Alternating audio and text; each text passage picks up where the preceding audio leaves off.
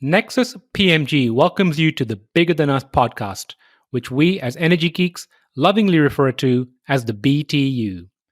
Bigger Than Us is a podcast that focuses on ideas that will shape the future of our planet and ultimately our existence. We will occasionally lean into energy topics because, after all, it's the key to our collective survival. But we'll also explore other ideas and topics that we believe will have an impact that is bigger than us. And now, on to today's show.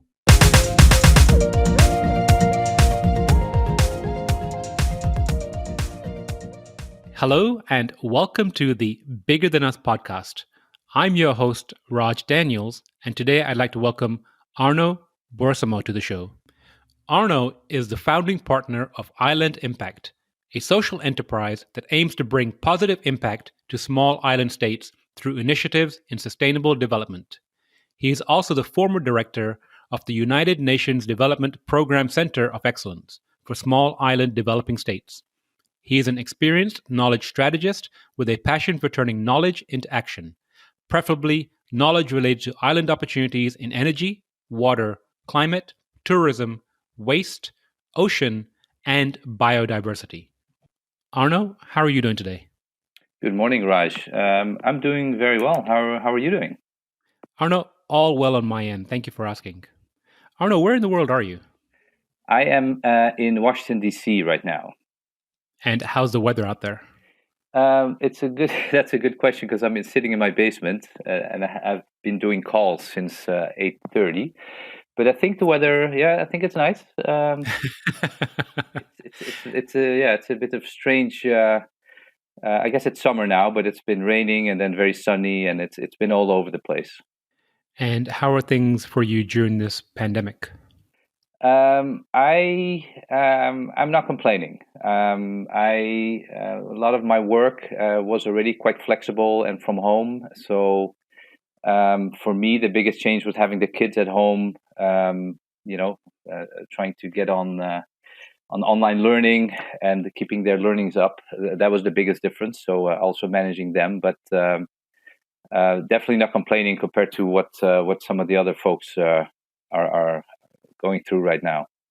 I'm glad to hear you're doing well, and I'm figuring that Washington's about to become a very interesting place later this year.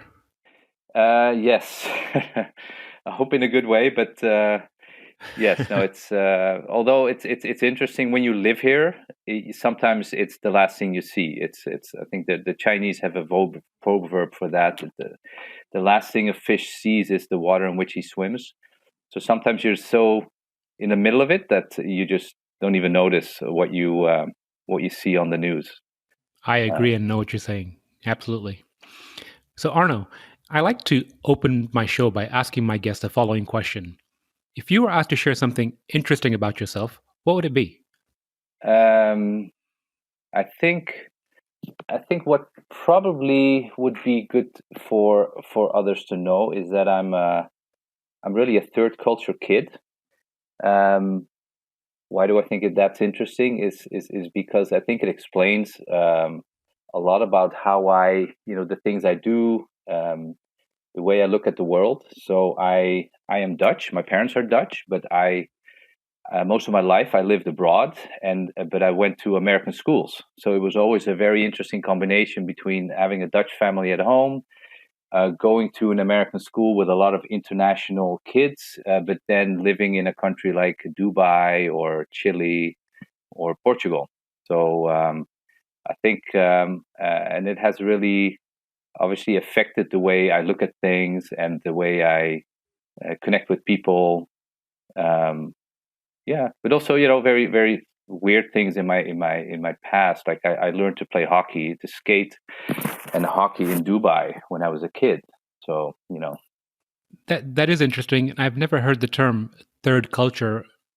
Is that a common term? Yeah, it is. It is. It's basically, and they call it third culture kids, although it can also refer to adults. But it's basically people who mostly grew up in another country than where their parents are from. I guess they're kind of creating their own culture because they're combining things that they get from their own family and from the country. And then in my case, I went to American school, so I got some of the American and the high school and middle school flavors from that. So you got your taste of globalism at a very young age. Yes, yeah. Due to no fault of mine, I mean I was lucky, but it does, and that's why I mentioned this as an example of what is interesting, because it it has it has made me someone who is I'm always very curious on the one hand, and on the other hand I get along with just about everyone. I'm very comfortable in very different settings, and I think that goes back to the way I grew up. I agree with you. So I grew up in London. My parents are from East Africa, but we have an Indian heritage. And the word I've used over the years is the ability to almost be like a chameleon and adapt Right. to the different environments. So you're also a third culture kid. I didn't know it till today, so I appreciate you.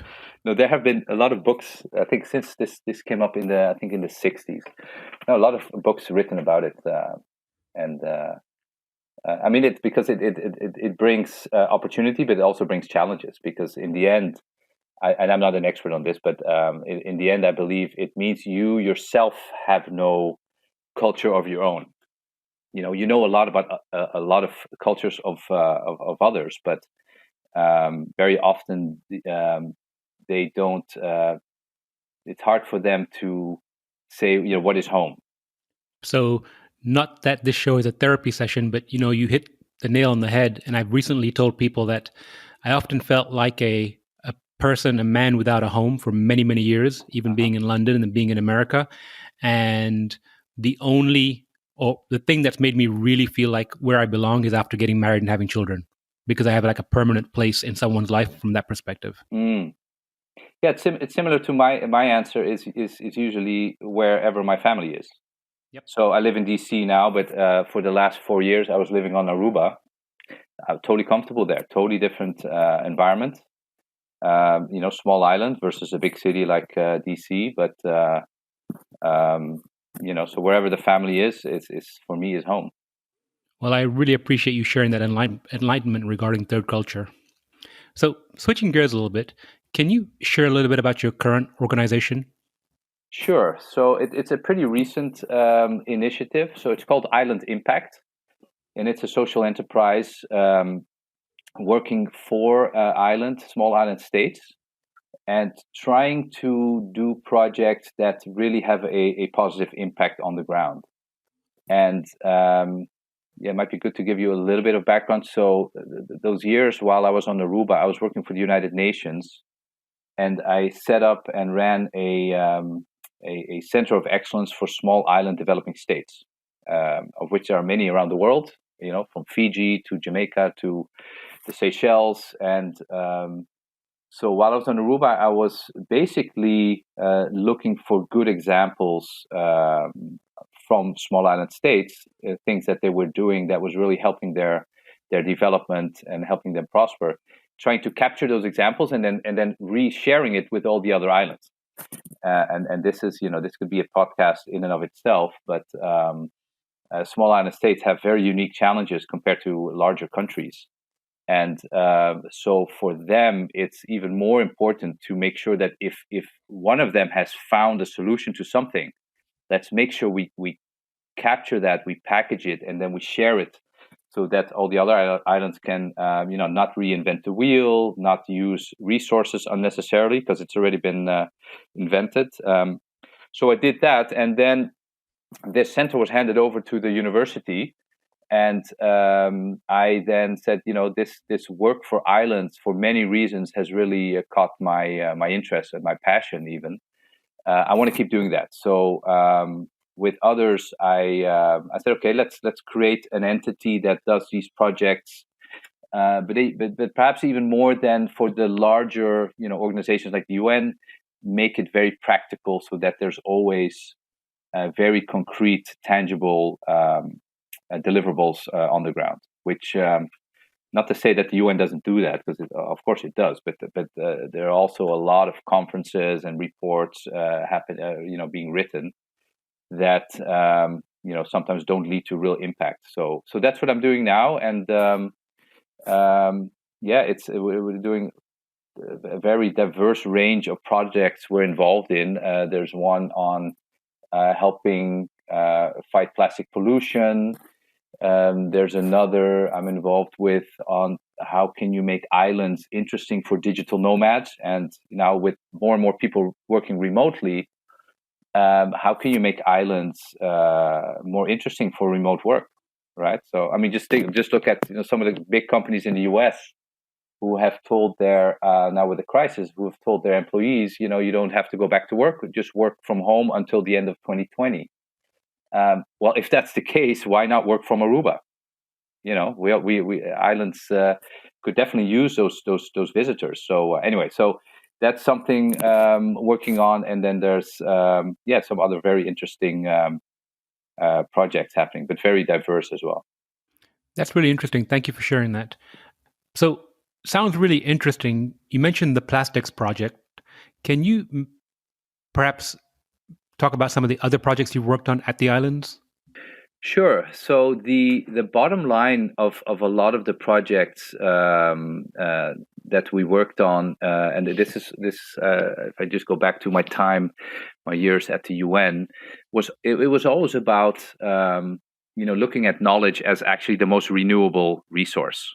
The nice thing about knowledge is that the more you share, the more you have, as opposed to a lot of the other what you call production factors. Right? Usually, when you share something, you lose half of it, but in knowledge is actually exponential. So the idea was that we share knowledge between islands, and we did that in many different forms. We organized webinars. We did a full online course on renewable energy for small island states. We had there's a very popular newsletter, and one thing we also did, instead of creating big events where all the island stakeholders, all the people from working on islands had to come together, which is quite a challenge often, because islands are far between, and logistics are quite fragmented. We'd go to huge events where they were already going, and create interesting side events, especially like at the UN or in Europe. So it was really across the board. The bottom line was always sharing practical knowledge, but that you can do that through multiple ways. I mean, we're doing it now through a podcast, but there's obviously tens of ways that you can share knowledge. So those are the things we focused on. One project that maybe stood out was something we did after the hurricanes hit some of the islands in the Caribbean in 2017, Hurricane Irma. And we went to St. Martin, which was really devastated by this hurricane, and we actually looked around and see how can we, and this is when I was at the Center for Small Island States, we said that, well, how can we as a small center actually help the island? Because there are a lot of people trying to do things. And what struck me is that at a high level, there were a lot of government, World Bank discussions about, getting funding, doing big projects, but on kind of at the street level, a lot of the people in St. Martin, they had the energy and the ideas to do things, but they didn't know where to start. So what we did, we called it the Build Back Better Week, and we actually just invited anyone who had a good idea or wanted to contribute to rebuilding the island to come to this event. And we had a 3-4 day hackathon that came up with a lot of ideas that for not only rebuilding the island, but also ideas that linked well with the Sustainable Development Goals, and also helped in diversifying the economies. This is one of the issues in islands, is that very often there, one sector, which is tourism, is perhaps the only sector, which means that it's no surprise that Aruba, which which is about 90% dependent on tourism for GDP, now that there's no tourism, I mean, the whole economy is at a standstill. Anyway, so that's one project example where we went in and we did a hackathon type activity where we really tapped into that energy from all these individuals, from government, from private sector, NGOs, to come up with these great ideas. And some of them, went on and became companies, and So yeah, that's one example of things we did for islands. Couple of things you said there that I really liked. One regarding knowledge being a renewable resource. I think that's a fantastic perspective. And the second thing regarding the Build Back Better week, I almost feel like, we as a country could implement something like that towards the tail end of perhaps, this COVID pandemic, and essentially local governments or local universities open the floor to almost everyone or anyone from the citizenry to contribute and say, how can we build back better and stronger? So I really like both those concepts. Yeah, no, I agree. But don't underestimate the powers that be. Very often, it may seem obvious to everyone that this is the time for change and to do things better, right? And to do things that we may have wanted to do for a long time. I mean, just think of a lot of the initiatives to fight, to offset climate change. But then it does take mindset change as well. And what I've often seen, not only on islands, but when it sometimes it needs a crisis to get people thinking differently. But even then, the danger, as it is now, the danger of falling back to the way and doing things the way we used to do them, is still there, because people tend to navigate to what they know. So, and I think, yeah, a lot of people think after this crisis, slowly but surely we'll go back to normal. But I think this is actually the opportunity to not go back to, at least not across the board, but not go back to all of the things that we were doing, and I especially things agree. like being more sustainable, some of the climate change initiatives. I mean, any government is going to have to spend a lot of money anyway. Let's spend it smartly. Totally agree. And you mentioned the UN SDGs earlier. With your network, you've got a deep network within the UN and the World Bank. How are some of the conversations, or what are some of the conversations happening right now regarding the SDGs during this time of uncertainty? Well, I think if anything, what's what's what's nice and what's positive to see is that the SDG framework, so these are 17 sustainable development goals that were basically agreed to by just about every country in the world. It's a great framework to actually tackle the crisis. If for nothing else, it gets different countries speaking the same language, right? Because SDG 7 on energy has specific indicators. Those are the same across the world. So if anything, it's helping countries speak the same language. And of course, to get out of this crisis, we're going to need to collaborate. Now, I mean, if you read the news, that often does not happen. There's now kind of a movement of countries trying to, obviously help themselves. But if anything, the SDGs also and the whole UN system is a great platform um, to kind of facilitate collaboration on the one hand, and also help those countries that are in so much trouble due to the crisis that they can actually step in and help those. And obviously, I'm talking about the developing countries. So so it's nice to see that it's a framework that it could really and is the solution to this crisis. That it's a framework that facilitates all of us speaking the same language and tackling these goals. And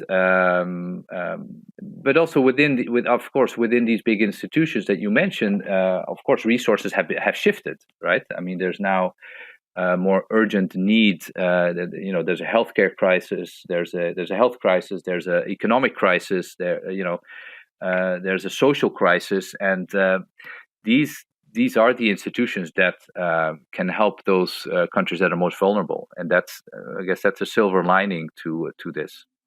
Yes, and you mentioned economic crisis. So I'm just going to ask you, an open-ended question. If you had a magic wand or the ear, let's say, of the government of Aruba, for example, you have experience there. Earlier in the conversation, you mentioned this work from home opportunity, which I totally agree with. It's going to be really interesting to see how that plays out. If you were able to perhaps give the government of Aruba one, two, three ideas about how to attract some of this talent, perhaps from a safety perspective, connectivity perspective? What are some of the things you would advise them to do? Well, you see, on the one hand, many reports have been written about what nations like small island states should be doing. It's always easier said than done, right? And I'll give you an example. Diversify your economy. Well, that's nice, and everyone will agree, especially if 50 to 90% of your economy is tourism. The other one is, for example, become much more sustainable. Protect the ocean, protect your biodiversity, your nature on the island. The trick or the challenge then comes in, like I mentioned before, is you will need to shake up the status quo. You will need to, if you, for example, if you want to create some kind of a waste to energy initiative. Waste is a big problem on many small island states. And very often they just go on one big garbage dump. So what if you could create an initiative where that garbage becomes energy, or you turn it into energy? That all sounds very nice, but the problem is that you will have to change the way people work. Yeah, you will have to change the workforce. Everyone working in the current way of doing waste management. And then you run into huge obstacles because it's all relative in the sense that the group of people working in waste management on an island is a relatively large part of the labor force. So if you have them protesting the change, then anyway, this is all to say that a lot of the advice is very obvious and people will all agree with it, but getting it done is the big challenge. But I do think, back to your original question, I think countries should go back to their, if they've kind of digressed, but they go back to their unique selling point. So what sets them apart from others?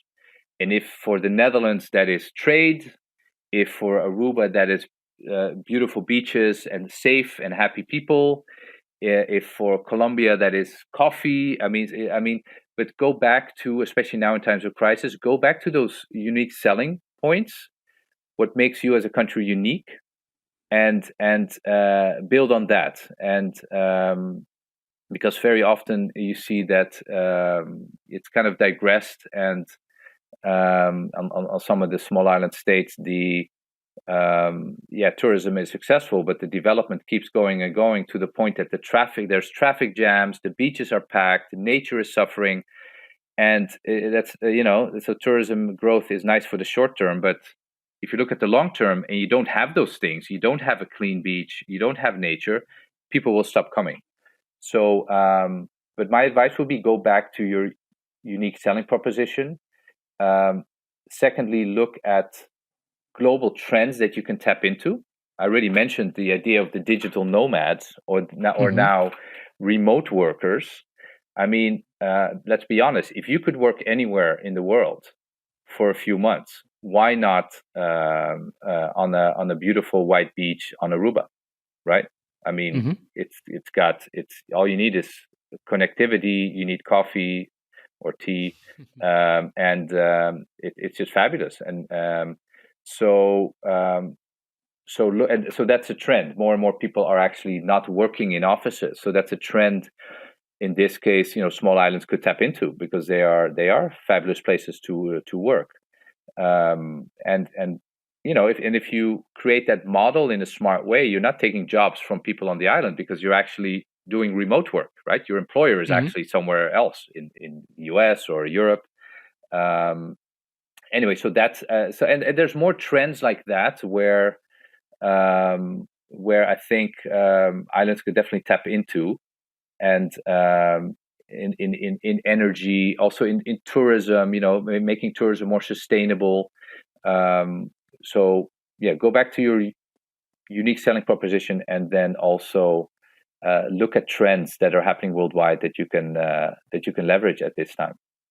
I appreciate that. And speaking of going back, the crux of our conversation is the why behind what you do. So what what's driven you all these years to, be part of all these social endeavors and even to, launch your current organization?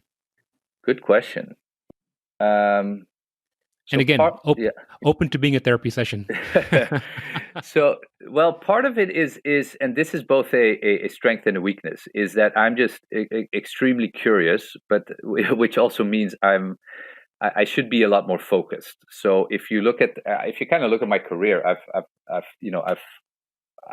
worked for multinational firms. So I've worked for very marketing-driven firms like Heineken and L'Oreal. I set up and sold my own firm years ago, and I've worked for like the large institutions like World Bank, UN, and now back to doing my own thing. So um, I'm just very interested in kind of kind of knowing it all. I'm very conscious that the more I know, the more I know that I don't know that much. But so I'm just very curious. But it also means that that it's kind of all over the place. Also, the kind of the themes. I mean, don't worry, there is kind of a common thread. But the themes I've delved into, they ranged from design thinking to knowledge management to doing business in China, but all of those in the end, now that I do work for small island states, all of those do somehow apply. So back to your question, why? I guess on the one hand, I'm just very curious, and but also now specifically, what I find interesting about islands is the combination between they are beautiful places. So if you can spend your time and energy on places in the world, then on the one hand they're very beautiful, but they're also the most vulnerable, right? There are countries, there are islands that will probably be gone in our lifetime, and so yes, they are beautiful, but they're also extremely vulnerable. While at the same time they have very resilient populations. So I was thinking, if you can combine the best of all worlds and you can work on sustainable development, which it might sound corny, but it is trying to make the world a better place, and you can do it for the most vulnerable countries, and at the same time, these are great places to work with great people. Then to me, it's a fabulous combination, and even more so if some of these things happening on islands can inspire the rest of the world, right? Because having to innovate in like a constricted space, right? Because we're talking about small geographies, smaller populations, less resources. So if you manage to innovate in that context with certain limitations, then these innovations will probably work in a lot of larger countries. So it's also hopefully a kind of a bridge between islands as sources of innovation towards the rest of the world, and then especially in sustainable development. So it doesn't sound corny at all. And it's interesting because I'm just curious from a broader perspective. I feel like, you mentioned, actually, I'm reading from your bio right here: energy, water, climate, waste, biodiversity. With your background, you could be focused on trade or finance. But the part about wanting to, leave the world a better place or make the world better, I think that is a common thread that I see a lot of individuals. And perhaps, I'm very fortunate because every day or every other day I get to speak to someone like you who's an optimist and sees the potential for doing so. Going back to that word, or going to the phrase, a better world, why did you drive your talents in that direction, not the other directions I mentioned? Well, I mean, have you ever interviewed someone who said he wasn't working for a better world or working for a worse world? So I think it's in a way it's relative, and so I think many people will argue that they're doing that, but so I don't I that's why I said it was corny, and I know it's not corny, but I mean I can I can name tens things that I myself should already be doing better, and that or that could be inconsistent in terms of making a better world. So I'm very aware of sometimes the hypocrisy of people saying, they're working for a better world, but then I don't know, they're driving a huge SUV, or I have a little electric car, by the way, but so that's why I say it's corny, because I mean, I don't even want to compare myself to someone who now, I don't know, is doing developmental work in sub-Saharan Africa in this time of COVID crisis. I mean, I just can't imagine. I'm doing this call from Washington D.C. The weather's nice, it's safe. I can walk to a Whole Foods and buy whatever I need. So anyway, but so I know I'm digressing, but I do want to make sure that yes, that it comes across that yes, on the one hand, I do want to make the world a better place, but I'm also very, very conscious that I'm still very far off for my goal of actually doing that. So we're all doing our part, and I appreciate you for doing so. So, what are some of the aha or surprise moments that you've had, working with the UN, the World Bank, or even in Aruba? So one of the aha moments I've had when, and this is especially if you work for large bureaucracies, was that the shortest distance between 2 points isn't always a straight line, which when I had my own firm often kind of was. You want to get something done, you go for it and you do it. And the aha moment was that sometimes, especially working in larger bureaucracies, is that it's kind of a zigzag way of getting things done. And that's definitely something I had to learn, that sometimes where going fast might be good in the private sector. Sometimes in these larger organizations that need maybe internal lobbying, or they have their bureaucratic processes, fast isn't always the best way to go. So that's something I definitely had to learn, especially as I went from my own company to larger institutions. Yeah, I think that's an aha moment. And and another one, I guess another one was that at a certain point I figured out that the less I talked, the better the other person would feel.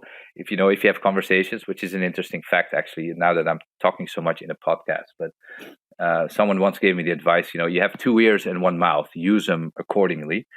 So I realized that when I was interacting with people, the less I talked and the more I let the other person talk, and I would listen, the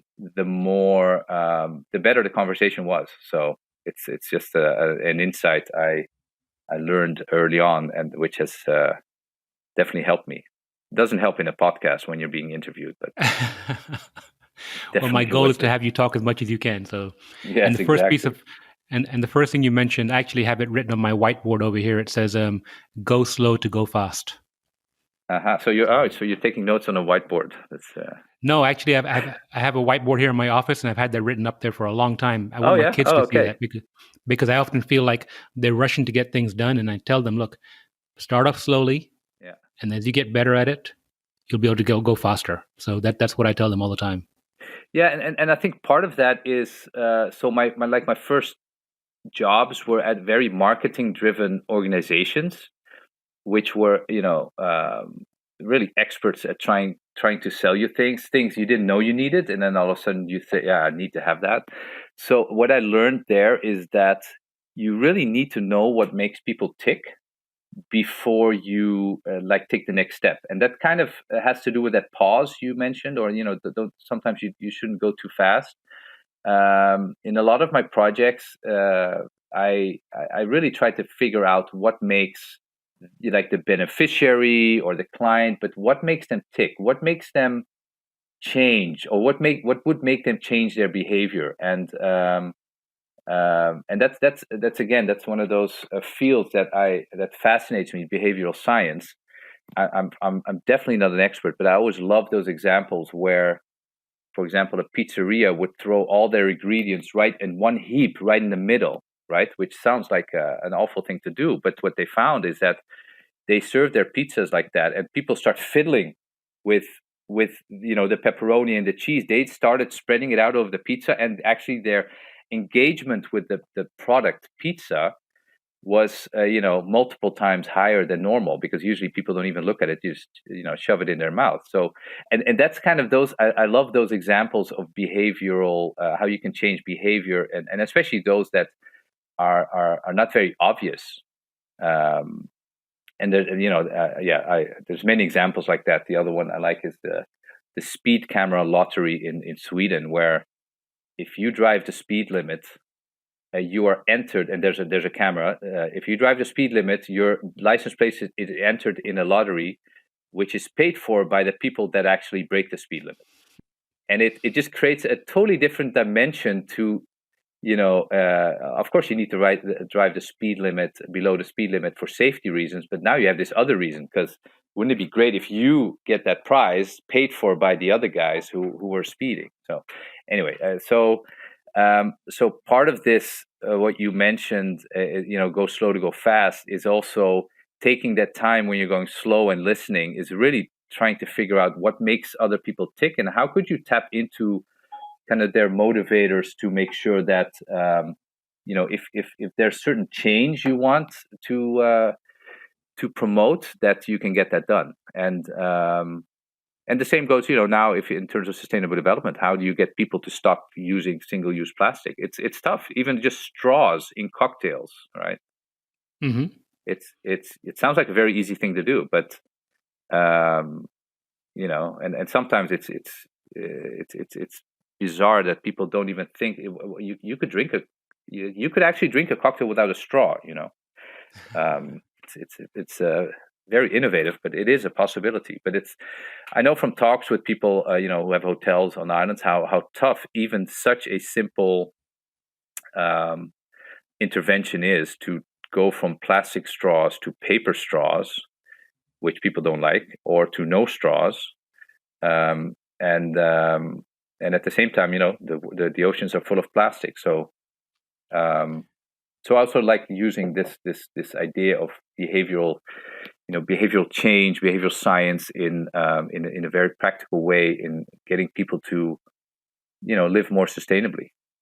So since you're on the topic of straws, I interviewed a lady by the name of Emma Rose a few episodes ago, who runs a company called Final Straw. Right. And I bought a few for my daughters too. So I think she's working on some new ideas. Maybe a cocktail straw is her next idea. Who knows? Yeah, no, it's but it's always funny that the question of no straw, right? It's sometimes, I'm sure she didn't, but sometimes people skip over that notion. I mean, most of the drinks that now get a straw actually don't need a straw. Maybe for cocktails you want to stir it with your straw, but it's just an example where it's fascinating to see how can you get people to change. And even the even more, the challenge is how can you get people to change and actually feel like it's actually what they want, and actually they own the change. That's even better, instead of telling them what to do. So there's a great book out there by a gentleman named Chris Voss, and I think his premise is that people do things for their reasons, not your reasons. So find out what their reasons are first. Right. Yeah. I'll check out that book. No, that's a very good one. It's because it also explains. It'll explain a lot, and this also goes back to where we started with the different cultures. You need to, especially if you work in international environments, if you need to understand the culture. What is, we Dutch are very blunt and direct, which can be come across as very insulting to maybe people in South Asia. You need to be aware of that, and find out what makes them tick, but also how does it fit in their culture? Maybe that's why they respond in that way. Yeah, I think the book is called Never Split the Difference. And this is a great segue moment. The question I like to end with is that if you could share some advice or words of wisdom with the audience, what would it be? I think what I've learned over the years is that if you're doing things for the with good intentions, then it's worth taking the risk, and which which kind of goes to the point of also of it's better to ask for forgiveness later than permission before. But yeah, I've often talked to people who are thinking of doing things, or who think for some reason it might not create the right impression, or it might have a negative response. And I think my advice is always, if you're doing it with the right and honest intentions, then it's almost like it can never go wrong. Of course, you might not get the result you want, but it's then it's a risk worth taking. And I think that also goes to to a lot of projects in sustainable development, where things need to change, and sometimes interventions need to be taken. But if it's done for the right reasons, then I think whoever's doing it should feel very, very comfortable. And yeah, it's why I like, for example, the Dutch historian Rutger Bregman, who he intervened at the World Economic Forum about taxes for the rich. I mean, he was sitting in a I don't know if you saw that scene online, but he was sitting in a panel, and they were all talking about a lot of different topics, philanthropy. And he said, the big elephant in the room is that all these rich folks don't pay their fair share. If they all would just pay their fair share, most of the problems in the world would be able to be funded. And he's like, he's an example of someone who he has good intentions, and he makes transparent what a lot of other people may be thinking, but don't dare say. And so I think, especially now in this time of crisis, where for a lot of people, of course, it is a crisis, but also for many people, it's actually a pause. People call it a reset button. It's really an opportunity to look at, what could you be doing moving forward after everything goes back to the new normal, and try to find that combination between what you're good at and what you love doing, and what the world really needs and wants to pay for. So yeah, I think that would be my piece of advice. I mean, take risks if as long as it's with good intentions and integrity. Thank you so much for that. And Arno, I've really enjoyed speaking with you. Is there anything else that we have not explored that you'd like to share before we go? No. I think it was a nice free flowing conversation. I mean, of course, there were a lot of things I didn't talk about, but I think no. It was, well, maybe one thing, and I was going to say, but it was fun to do, which is actually one element I do always want to emphasize, that I think as we go forward, and as we see how we can make the world a better place, let's also not forget the element of fun. Like I gave you two examples of behavior change, which are very, very random, but they both have an element of fun in there.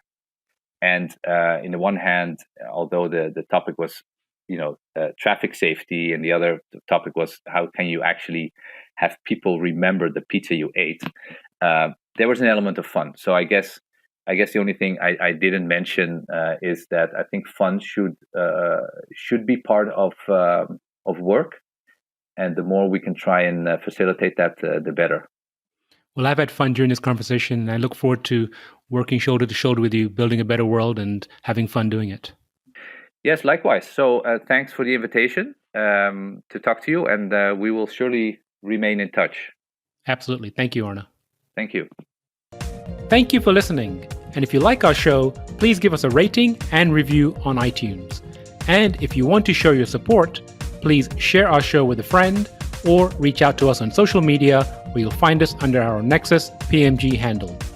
Bigger Than Us is a Nexus PMG production.